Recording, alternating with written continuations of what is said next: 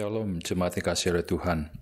Kita sungguh patut bersyukur bahwa kita boleh mengingat akan karya Kristus melalui perjamuan kudus yang kita lakukan pada tanggal 25 Oktober mendatang.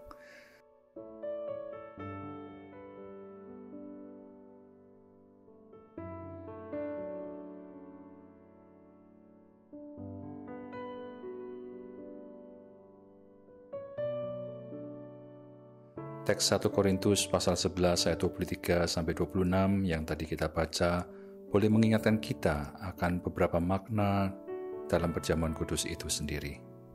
Dalam melakukan perjamuan kudus, kita harus mengingat ada beberapa makna. Yang pertama, kita mengingat akan penderitaan Kristus di masa yang lalu. Yang kedua, melalui perjamuan kudus, kita mengingat akan persekutuan dengan Kristus dan sesama anggota tubuh Kristus di masa sekarang. Yang ketiga, kita mengingat akan pengharapan akan kedatangannya di masa depan. Sebagai syarat untuk boleh menerima perjamuan kudus, yang pertama, telah menerima baptisan anak dan yang telah disidi. Yang kedua, telah menerima baptisan dewasa. Yang ketiga, jemaat diminta untuk mempersiapkan diri, yaitu dengan mengakui dosa, percaya, mau meninggalkan dosa dan hidup yang benar.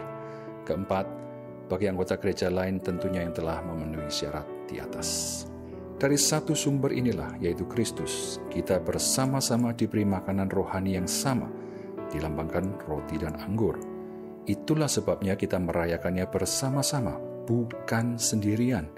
Inilah yang disebut dengan komunalitas atau kebersamaan, dan fisikalitas bisa dirasakan. Dalam perjamuan kudus ini, kita percaya bahwa Kristus sungguh hadir di tengah-tengah kita. Karena itu, kita merayakan perjamuan kudus dengan penuh hormat kepadanya. Perjamuan kudus sendiri akan diadakan pada tanggal 25 Oktober 2020, yaitu minggu keempat, pada pukul 8 pagi waktu Indonesia Barat, dan akan dipimpin oleh Pendeta Cornelius A. Setiawan. Gereja menyediakan elemen perjamuan kudus, roti dan anggur, dan mohon jemaat untuk mengambilnya di kantor sekretariat gereja pada jam kerja dengan mendaftarkan diri terlebih dahulu, paling lambat tanggal 21 Oktober 2020, yaitu hari Rabu. Mohon jemaat tidak memakai roti dan anggur sendiri di rumah atau membelinya sendiri. Bagi jemaat yang ingin dilayani melalui perjamuan kudus keliling, yang akan dijalankan pada tanggal 26 Oktober 2020, jadi hari Senin, mohon bisa lapor ke sekretariat gereja, paling lambat tanggal 24 Oktober 2020, yaitu pada hari Sabtu, pada jam kerja. Kami mengucapkan terima kasih dan selamat mempersiapkan diri untuk menyambut pelaksanaan perjamuan kudus ini. Tuhan Yesus memberkati. Shalom, jemaat dikasihi oleh Tuhan. Kita sungguh patut bersyukur kepadanya, karena kita masih diberikan kesempatan untuk boleh beribadah kepadanya. Mari kita bersama-sama bangkit berdiri, kita mempersiapkan diri kita, menenangkan hati dan pikiran, untuk kita boleh datang beribadah kepadanya. Kita mengambil waktu teduh di hadapan Tuhan.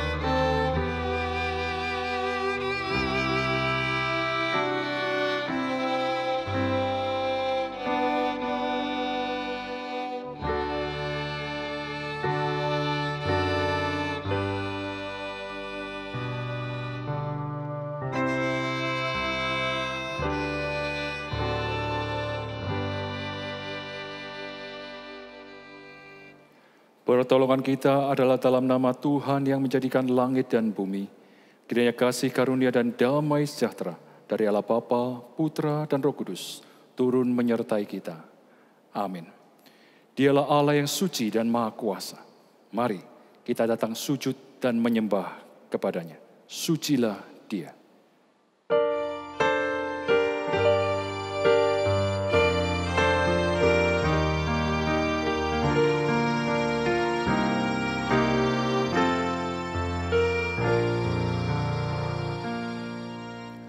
Sucilah Dia dan agung kemuliaan-Nya. Sucilah Dia dan layak dipuji. Kagumi hadirat-Nya, mahkota dan sembah puji. Sucilah Dia, sucilah Dia, sucilah Dia, suci, suci, suci.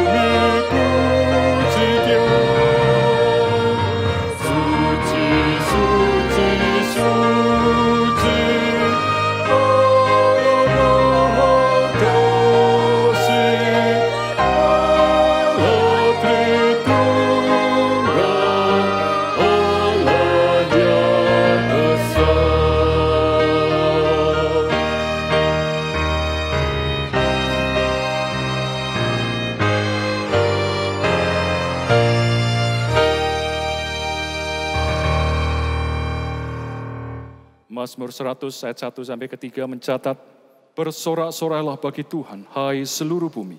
Beribadahlah kepada Tuhan dengan sukacita. Datanglah ke hadapannya dengan sorak-sorai. Ketahuilah bahwa Tuhanlah Allah. Dialah yang menjadikan kita dan punya Dialah kita, umatnya dan kawanan domba gembalaannya. Jemaat sekalian duduk kembali. Kesulitan dan masalah selalu akan datang menghadang di hadapan kita. Tetapi jangan khawatir ataupun takut, karena Tuhan yang peliharakan kita. Tuhan peliharakan.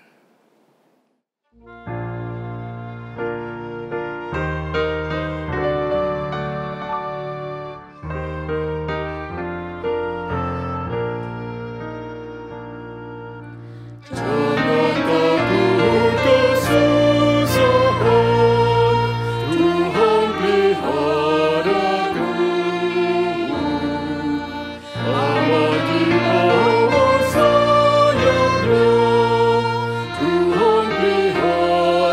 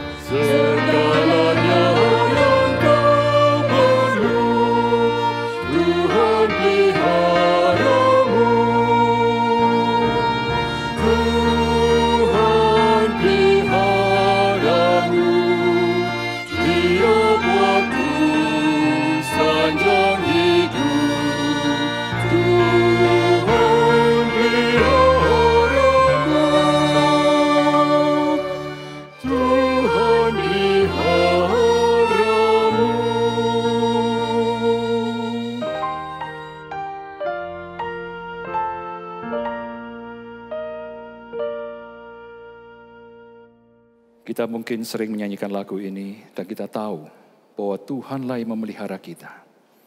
Tetapi tidak jarang juga kita seringkali merasa khawatir, bahkan mungkin mempertanyakan, apakah Tuhan bersama dengan kita? Dalam minggu-minggu yang sudah kita lalui, kita mungkin sudah banyak berbuat dosa di hadapannya. Mari, pada saat ini kita mengambil waktu teduh di hadapan Tuhan. Kita mengakui segala dosa kita secara pribadi di hadapannya.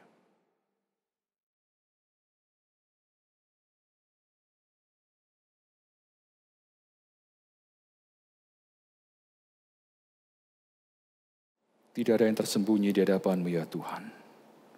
Engkau tahu isi hati pikiran kami. Dan kami mau mengakui Tuhan di hadapan-Mu pada saat ini. Begitu banyak dosa-dosa kami ya Tuhan. Kami sudah melawan Engkau, berontak kepada Engkau. Lebih menuruti isi hati pikiran kami daripada menuruti kebenaran firman-Mu. Ampuni kami ya Tuhan. Tolong kami untuk kami boleh sungguh-sungguh menjadi anak-anak-Mu. Layakkan kami Tuhan di hadapan-Mu. Tuhan, Kau yang terus pimpin dan tolong kami, untuk kami boleh hidup berkenan di hadapan-Mu. Terima kasih Tuhan. Kami berdoa bersyukur untuk segala karya dan rahmat-Mu ini atas diri kami. Di dalam nama-Mu Yesus Kristus kami berdoa. Amin. Allah di dalam kemurahan yang besar telah mengaruniakan Yesus Kristus sebagai pendamaian dosa kita.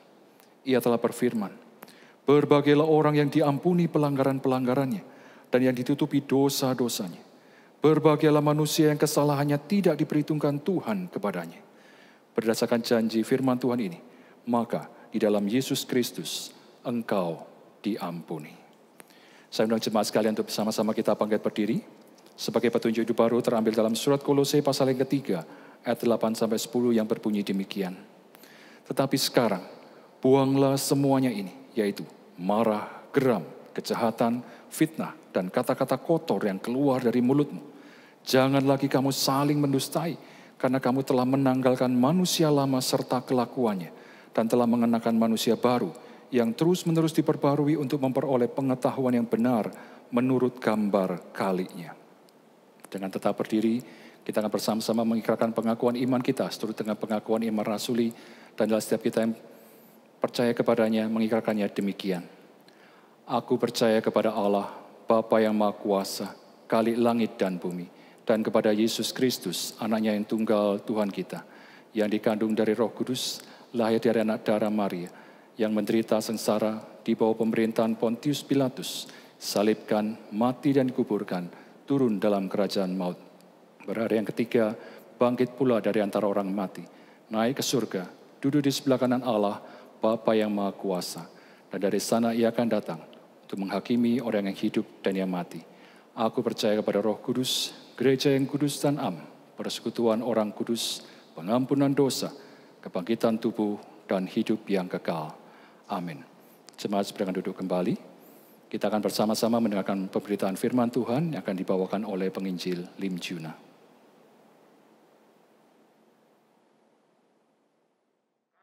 Shalom Bapak Ibu yang terkasih di dalam Tuhan. Kita bersyukur masih diberi kesempatan untuk belajar firman Tuhan. Mari sebelum kita belajar firman Tuhan, kita berdoa memohon Roh Kudus menolong kita untuk mengerti firman Tuhan. Mari kita berdoa. Tuhan, kami datang ke hadapan-Mu, kami sungguh bersyukur. Di masa pandemi ini, Engkau tetap memelihara kami, memberikan kami kesempatan untuk beribadah kepadamu, memuji Engkau. Dan saat ini kami mau mendengarkan firman-Mu. Kami mohon Tuhan Engkau berbicara kepada kami. Buka hati pikiran kami untuk mengerti firman-Mu. Dan Tuhan Engkau juga yang akan menguasai hamba-Mu yang akan menyampaikan firman-Mu ini. Engkau pakai hamba-Mu yang lemah ini untuk menjadi saluran berkat bagi semua kami. Dan Tuhan, segala kemuliaan hanya bagi nama-Mu saja. Dalam nama Tuhan Yesus kami bersyukur dan berdoa. Amin. Bapak Ibu yang terkasih, mari kita lihat sebentar video ini.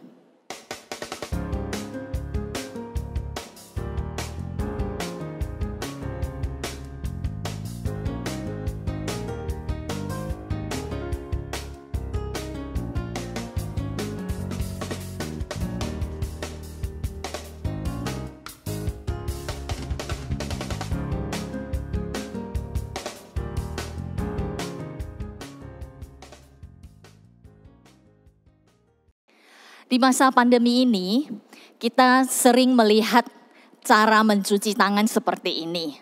Ini namanya prosedur antiseptik. Tetapi Bapak Ibu tahu tidak, siapa yang memberikan gagasan prosedur antiseptik ini? Dia adalah Ignaz Semmelweis.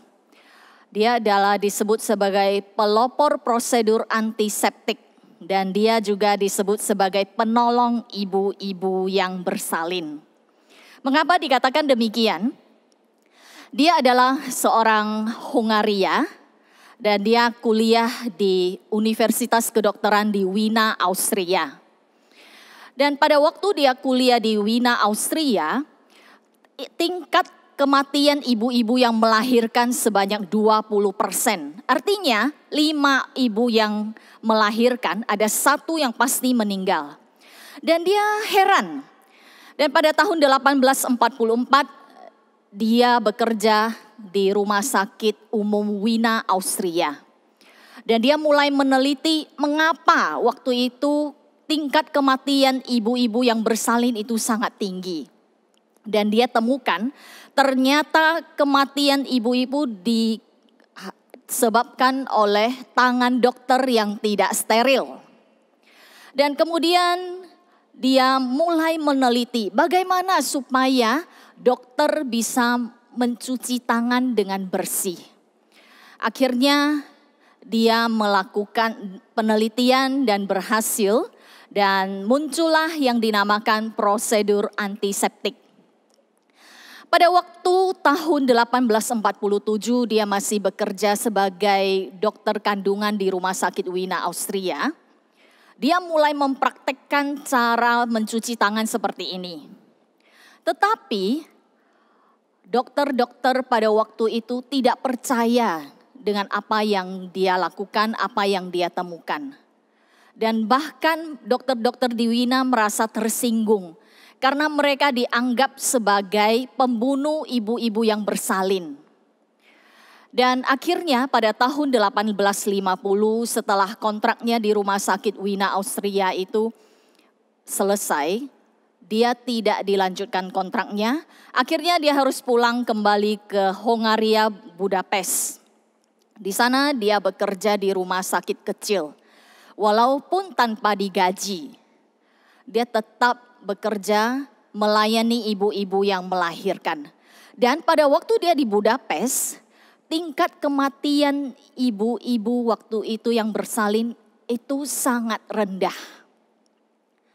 Dan akhirnya pada tahun 1860 dia mengeluarkan satu buku. Dan buku itu mengajarkan bagaimana cara mencuci tangan. Ya. Mencuci tangan harus dengan air yang mengalir, bukan air di baskom pada waktu itu. Ya.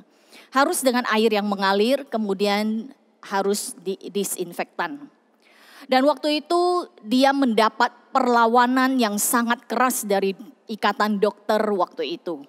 Tetapi dia tetap bertahan dan dia mengatakan, saya tetap mempertahankan apa yang saya yakini suatu hari nanti. Salah satu batu sandungan dunia medis ini akan digulingkan dan mengarah ke jalan yang benar.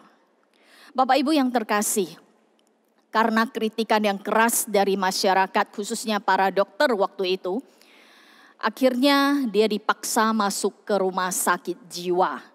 Pada tahun 1865 dia dipaksa masuk ke rumah sakit jiwa dan dia dipukul oleh petugas di sana. 14 hari kemudian dia meninggal di dalam rumah sakit jiwa itu karena dipukul sampai terluka. Dan luka itu menimbulkan infeksi yang akhirnya membuat dia meninggal. Bapak Ibu yang terkasih di dalam Tuhan.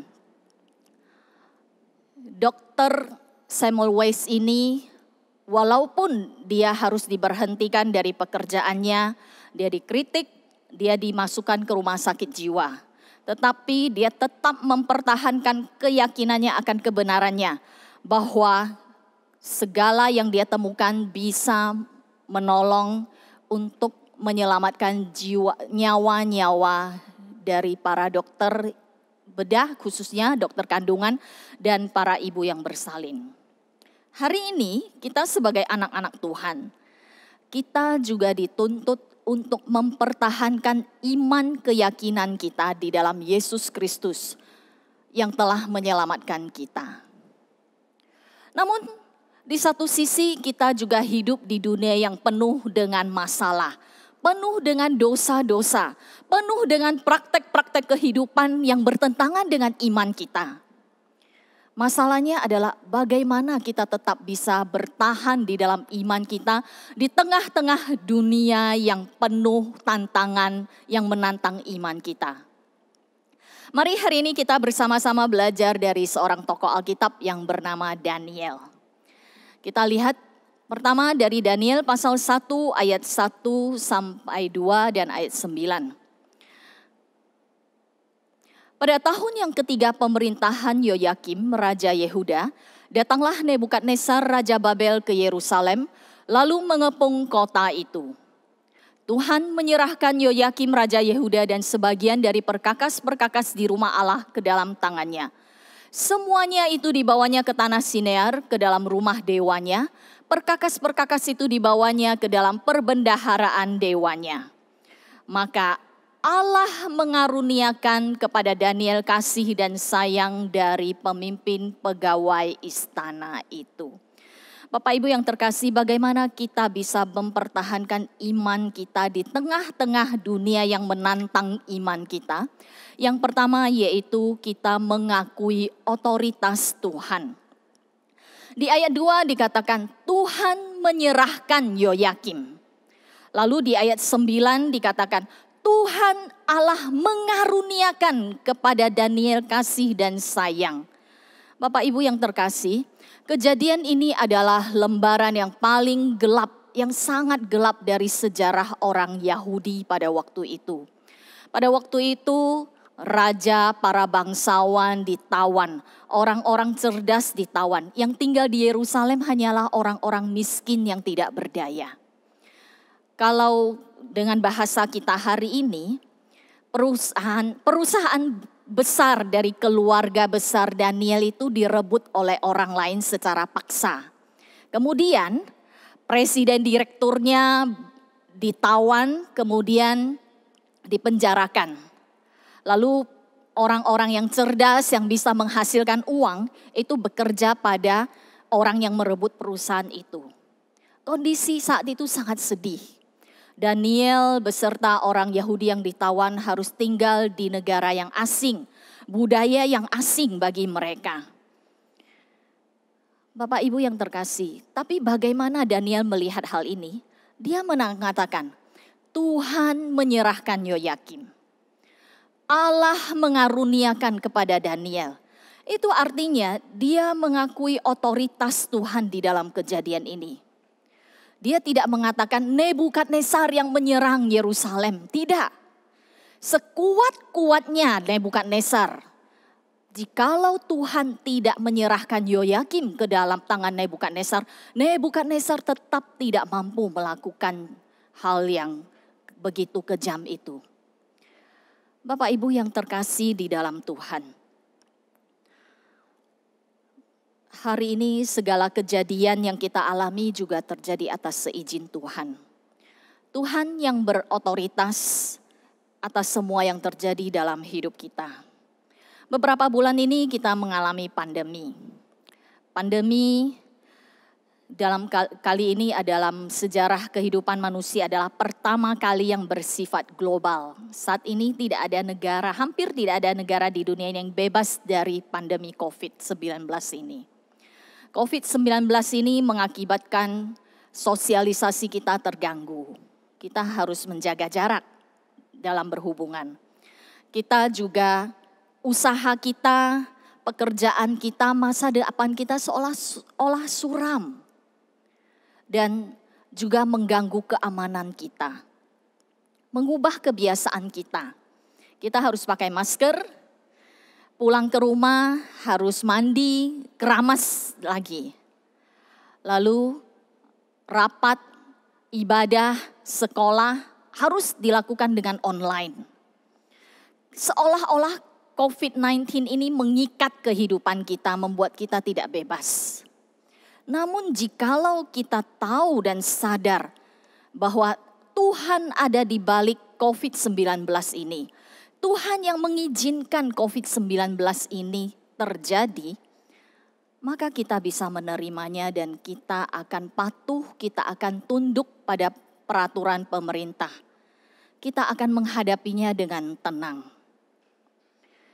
Rahasia pertama untuk tetap bertahan dalam iman kepada Tuhan adalah mengakui otoritas Tuhan.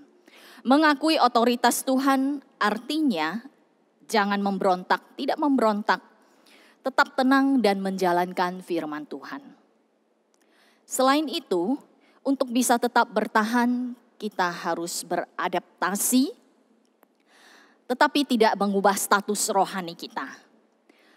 Di dalam Daniel pasal 1 ayat 3-7 mengatakan, lalu raja bertitah kepada Aspenas, kepala istana, untuk membawa beberapa orang Israel yang berasal dari keturunan raja dan dari kaum bangsawan, yakni orang-orang muda yang tidak ada suatu cela, yang berperawakan baik, yang memahami berbagai-bagai hikmat, berpengetahuan banyak dan yang mempunyai pengertian tentang ilmu, yakni orang-orang yang cakap untuk bekerja dalam istana raja supaya mereka diajarkan tulisan dan bahasa orang Kasdim. Dan raja menetapkan bagi mereka pelabur setiap hari dari santapan raja dan dari anggur yang biasa diminumnya. Mereka harus dididik selama 3 tahun dan sesudah itu mereka harus bekerja pada raja. Di antara mereka itu ada beberapa orang Yehuda, yaitu Daniel, Hananya, Misael, dan Asaria. Pemimpin pegawai istana itu memberi nama lain kepada mereka. Daniel dinamainya Belsazar, Hananya dinamainya Sadrak, Misael dinamainya Mesak, dan Azaria dinamainya Abednego. Bapak Ibu yang terkasih di dalam Tuhan, sesampai di Babel, orang-orang Yahudi yang cerdas pada waktu itu dicuci otaknya. Ya. Apa artinya dicuci otak? Cuci otak bukan artinya otaknya diambil dari kepala lalu dimasukkan ke mesin cuci, dijemur, bukan ya. Dicuci otak artinya diindoktrinasi. Artinya dimasukkan pemikiran-pemikiran yang baru. Pemikiran yang lama dihapus, pemikiran yang baru dimasukkan. Ya.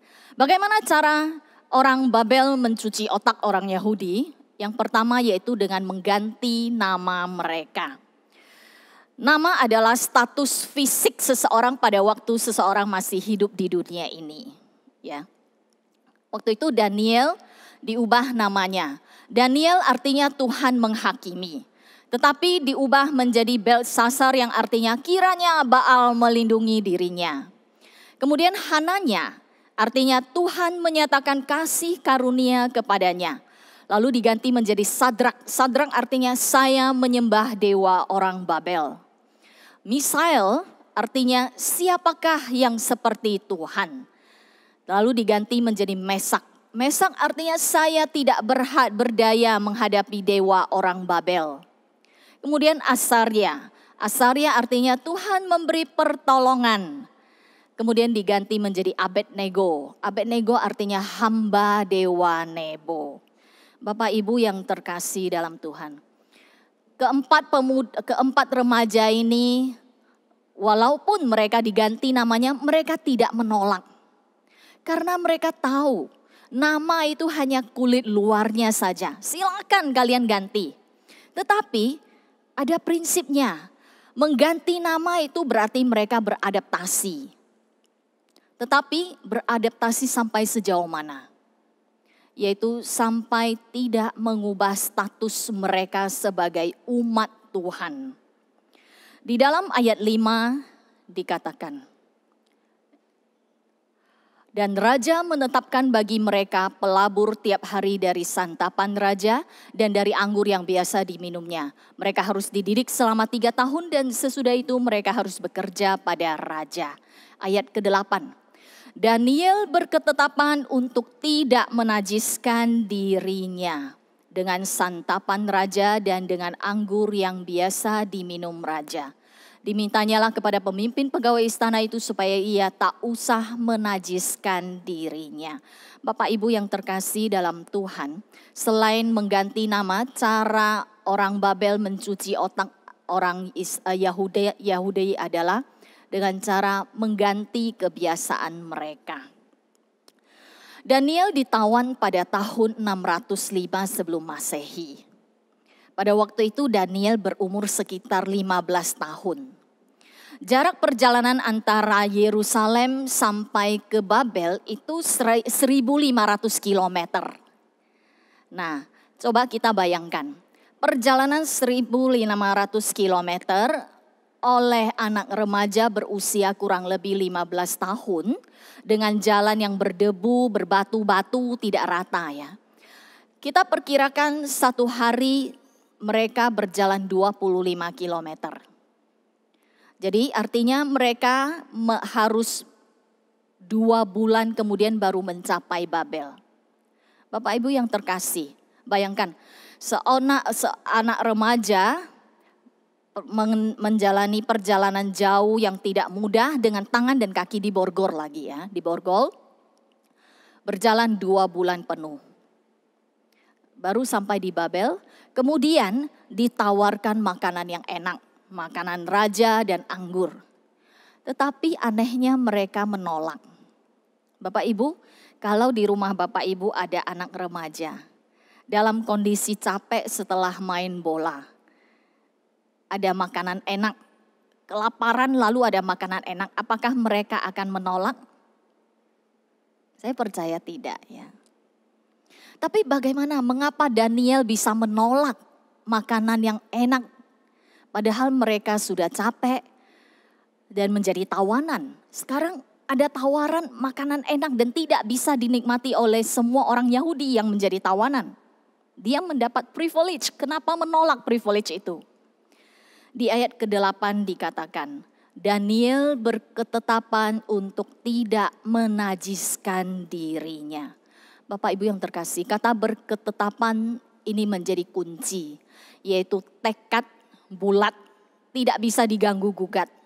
Keyakinan yang paling mendasar atau dengan kata lain, prinsip hidup yang dipegang.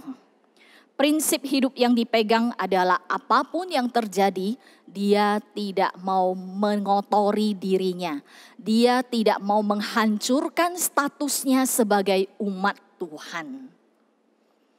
Karena pada waktu itu, dengan memakan makanan dari raja, minum anggur dari raja, itu akan mengubah kebiasaan mereka.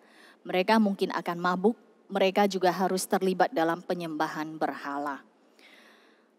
Oleh karena itu mereka menolak. Walaupun nama mereka diubah, itu hanya kulit mereka, kulit luar saja. Tetapi isinya tetap adalah umat Tuhan. Nama mereka boleh diubah menjadi nama dewa-dewa orang Babel. Tetapi isi hidup mereka, hati mereka tetap dipertahankan sebagai umat Tuhan. Bapak Ibu yang terkasih di dalam Tuhan. Sebagai anak Tuhan, kita hidup di dunia ini, dunia yang penuh dengan godaan. Tapi kita juga harus beradaptasi. Kita harus beradaptasi dengan kemajuan di dunia ini. Kita beradaptasi dengan teknologi. Kita tidak hidup di hutan. Orang Kristen tidak hidup di hutan. Orang Kristen harus bisa beradaptasi di dalam dunia ini. Tapi sejauh mana orang Kristen harus beradaptasi? Yaitu sejauh tidak mengancam status kita sebagai anak Tuhan. Kita bisa menggunakan sosmed, akun Twitter, Facebook dan lain sebagainya. Tetapi jikalau kita menggunakan sosmed hingga merusak hubungan atau mengganggu hubungan kita dengan Tuhan, dengan sesama, dan bahkan melalaikan pekerjaan utama kita, tugas utama kita, maka kita terperangkap ke dalam jerumus iblis. Karena iblis selalu memasang perangkap untuk mengubah status anak Tuhan menjadi anak iblis. Shopping tidak salah. Tapi jikalau shopping sampai berhutang, kita sudah tertipu oleh iblis. Bisnis untuk cari untung tidak salah. Dan bisnis memang harus cari untung ya. Tetapi kalau menghalalkan segala cara untuk mencari untung, kita sudah terperangkap di dalam tipu muslihat iblis. Mengharapkan anak berprestasi di sekolah itu tidak salah. Tetapi jikalau kita menghalalkan berbagai cara agar anak berprestasi, kita sudah terjerumus dalam perangkap iblis. Membangun hubungan kerja atau hubungan pelayanan dengan rekan lawan jenis itu tidak salah. Tetapi jikalau memperhatikan lawan jenis melebihi pasangan sendiri, itu sudah terperangkap dalam iblis. Melayani gereja, khususnya yang berkhotbah, main musik, singer, dan sebagainya, itu bagus. Tetapi jikalau melayani agar dipuji manusia, agar mendapatkan pengakuan, aktualisasi diri, kita sudah ditipu oleh iblis. Melakukan baksos tidak salah. Tetapi jikalau melakukan baksos disertai dengan agenda pribadi, maka kita sudah masuk ke dalam perangkap iblis.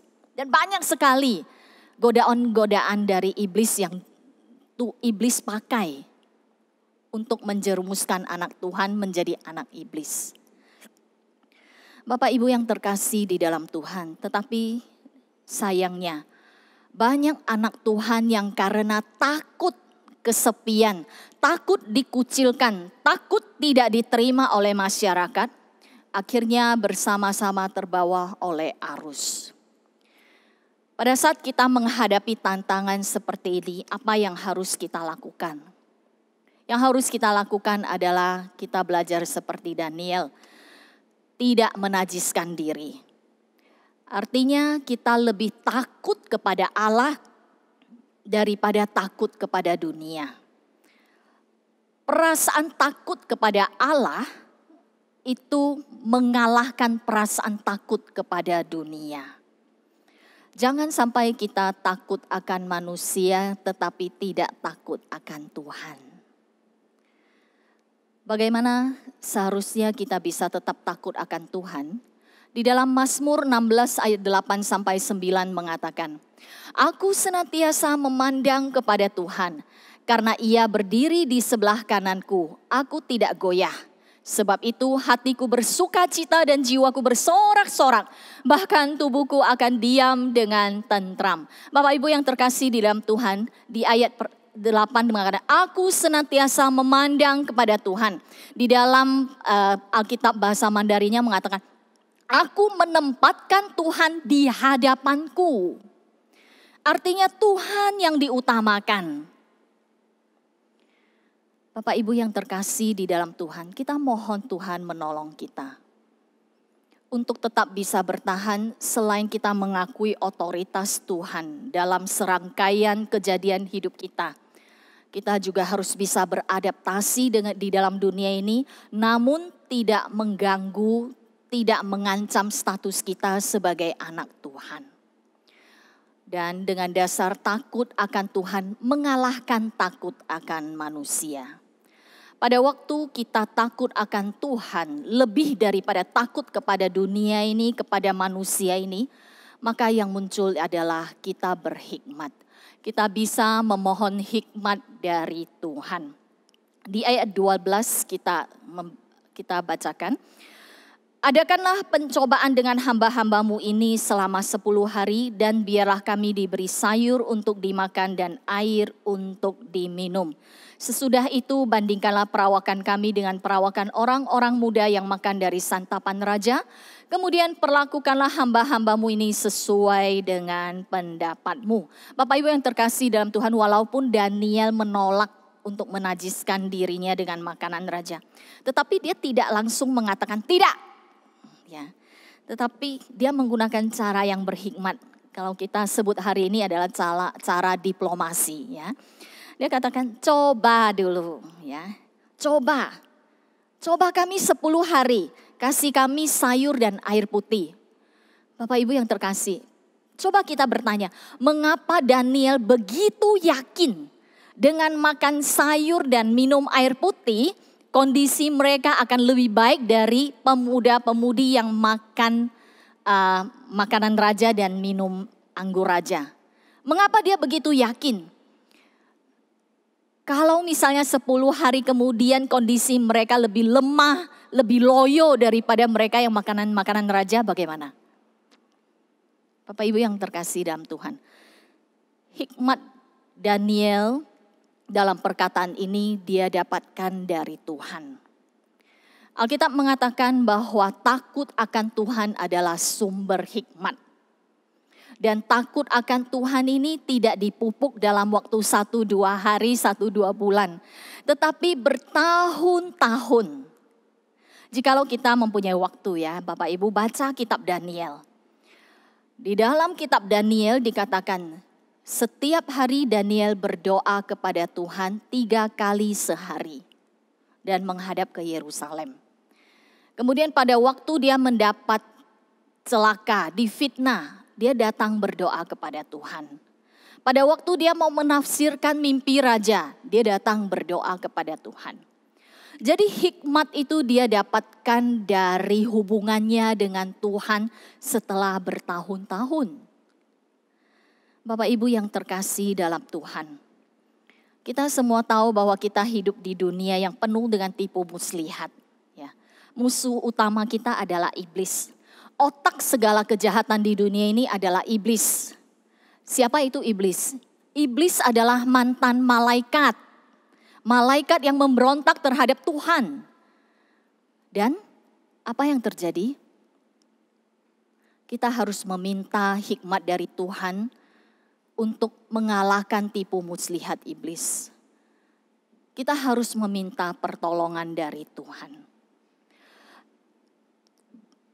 Di dalam Daniel pasal 1 ayat 21 dikatakan Daniel ada di sana sampai tahun pertama pemerintahan Kores.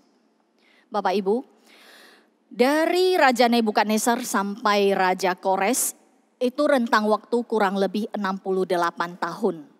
Di dalam 68 tahun ini terjadi pergantian 3 dinasti dan 4 raja. Kalau perkataan kita hari ini, bahasa hari ini yaitu grup perusahaan sudah merger sebanyak 3 kali. Presiden direktur sudah berubah 4 orang. Tetapi Daniel tetap menempati posisi yang paling penting. Posisi orang pertama setelah presiden direktur. Apa rahasianya? Yaitu dia mengakui otoritas Tuhan. Dia beradaptasi namun tidak mengubah status kehidupannya rohaninya sebagai umat Tuhan. Memohon hikmat dari Tuhan. Mengutip salah satu pernyataan dari Samuel Weiss di atas yang berusaha menyelamatkan nyawa manusia, dia mengatakan, saya tetap mempertahankan apa yang saya yakini. Suatu hari nanti salah satu batu sandungan dunia medis ini akan digulingkan dan mengarah ke jalan yang benar. Saya ganti, apakah kita bisa yakin dengan yakin mengatakan, saya tetap mempertahankan apa yang saya yakini. Suatu hari nanti kuasa iblis akan dihancurkan dan kebenaran akan dinyatakan. Bapak Ibu yang terkasih di dalam Tuhan, anak Tuhan dituntut untuk mempertahankan keyakinan iman kita. Terakhir, saya men-sharingkan 2 jenis dua jenis binatang mempertahankan hidupnya. Yang pertamanya yaitu buaya. Buaya otaknya kecil. Kemudian tidak memerlukan oksigen yang banyak, metabolismenya sangat rendah, berdarah dingin, tidak perlu menghangatkan tubuh. Suhu tubuhnya itu berubah sesuai dengan suhu lingkungan luar. Kalau misalnya panas terik matahari, suhu tubuhnya itu akan naik. Kalau dingin, suhu tubuhnya itu akan turun. Kemudian jenis binatang yang kedua yaitu domba. Domba dia harus mempertahankan suhu tubuhnya. Suhu tubuhnya tidak boleh, perbedaan suhu tubuh tidak boleh terlalu besar. Dan suhu tubuhnya tidak terpengaruh oleh suhu lingkungan luar. Dia tetap harus mempertahankan suhu tubuhnya. Sekarang pertanyaannya, Bapak Ibu dan saya bertahan dengan cara buaya atau domba? Coba kita tanya, kita bertahan hidup dengan cara buaya atau cara domba? Yang kedua, di dalam hal apa Bapak Ibu dan saya mudah jatuh? Apakah hal keuangan? Apakah seks? Apakah kuasa? Apakah penggunaan sumber daya, baik itu secara waktu atau hal yang lain? Yang ketiga, pikirkan satu hal yang akan dilakukan mulai minggu ini, agar Bapak, Ibu, saudara-saudari dan saya bisa bertahan dalam iman di dalam Tuhan.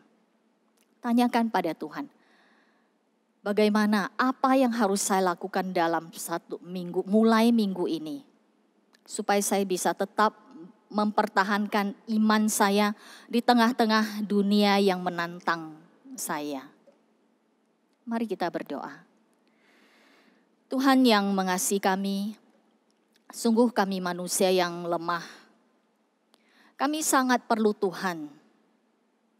Kami tahu bahwa jiwa kami, roh kami ditebus dengan harga yang mahal. Tetapi Tuhan, kami hidup di dunia yang penuh dengan tantangan yang menantang kami untuk meninggalkan iman kepercayaan kami kepadamu. Kami mohon kekuatan dari Tuhan, dan kami mohon Tuhan ampuni kami jikalau selama ini kami selalu berkompromi. Kami lebih memilih untuk terbawa arus oleh dunia ini daripada bertahan di dalam iman kami kepada Yesus Kristus. Dan Tuhan, tolong kami, ingatkan kami selalu untuk mengakui otoritas-Mu di dalam setiap aspek kehidupan kami, sehingga kami bisa tenang dalam menghadapi segala situasi. Dan Tuhan, ajarkan kami, berikan kami hikmat dalam beradaptasi, sehingga kami tidak menghancurkan status kami sebagai anak-Mu.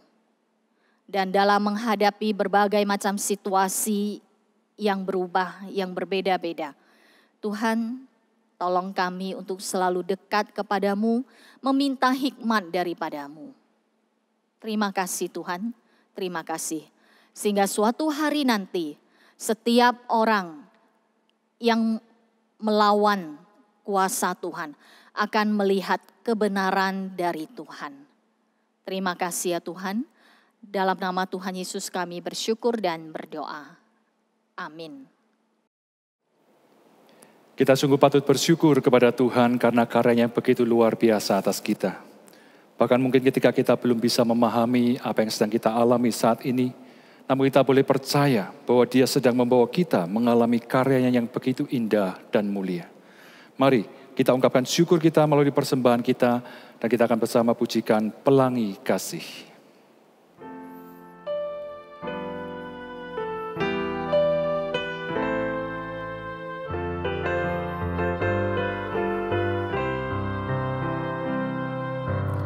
Apa yang kau alami kini mungkin tak dapat engkau mengerti.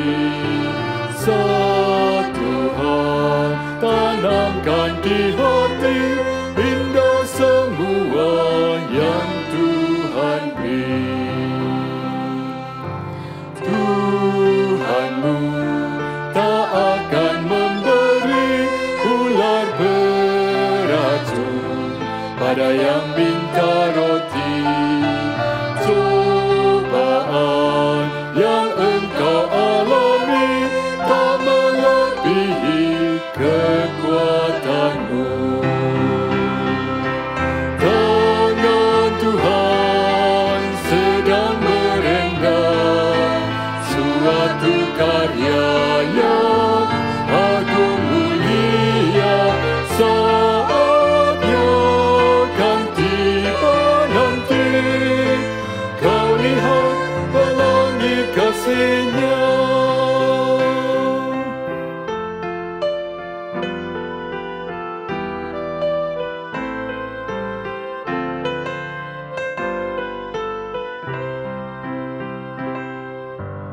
Apa yang kau alami kini mungkin tak dapat engkau mengerti.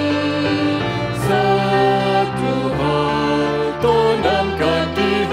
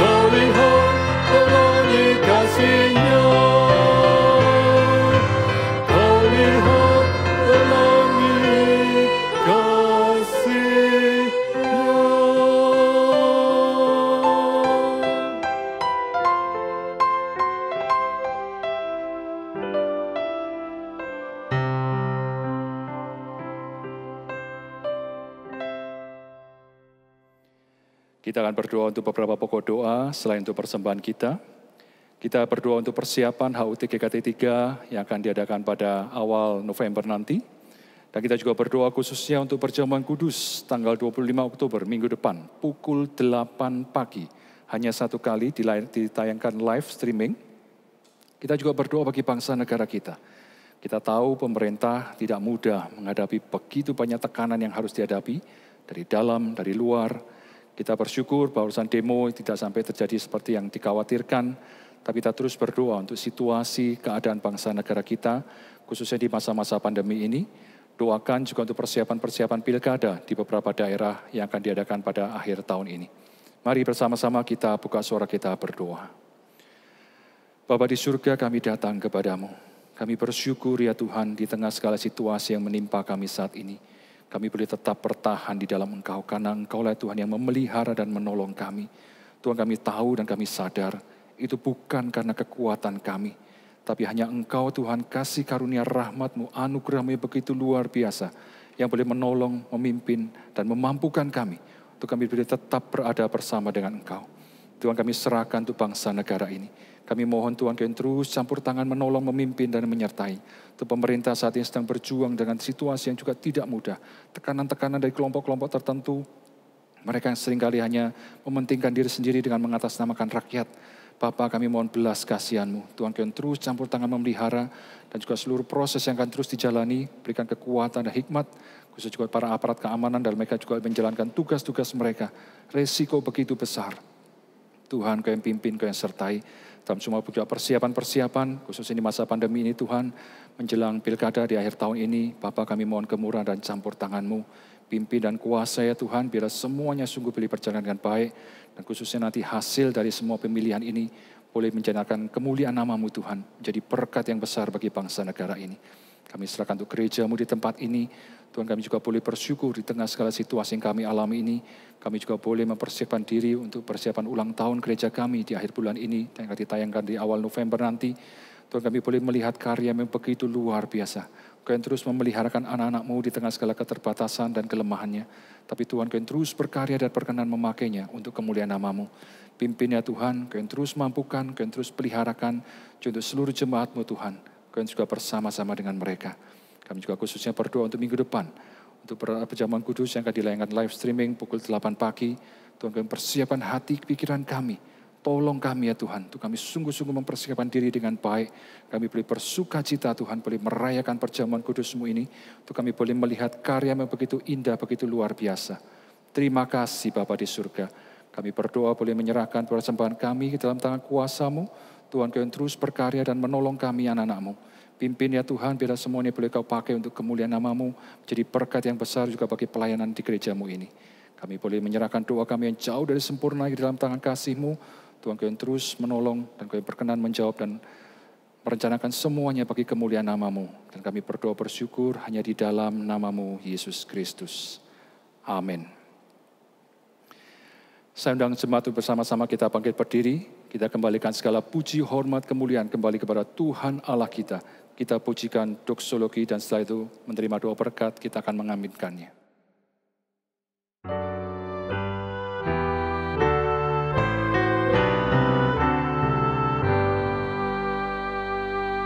Puji Allah Bapa Putra, puji Allah Roh Kudus, ketiganya yang esa. Pohon selamat sumber berkat. Amin.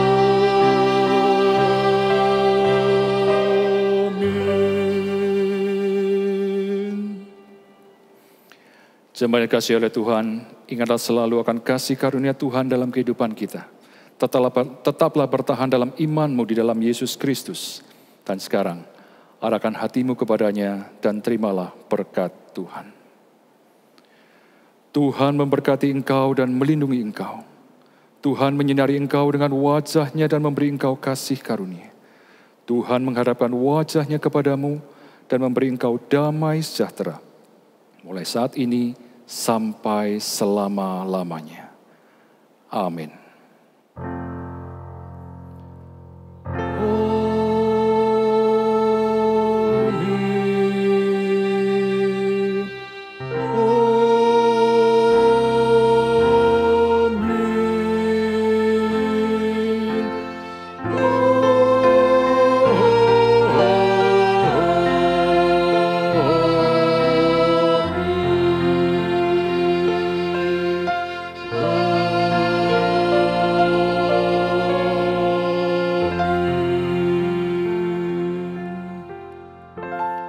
Saat teduh ibadah selesai, selamat menjalani hidup dalam sukacita dan damai sejahtera dari Allah.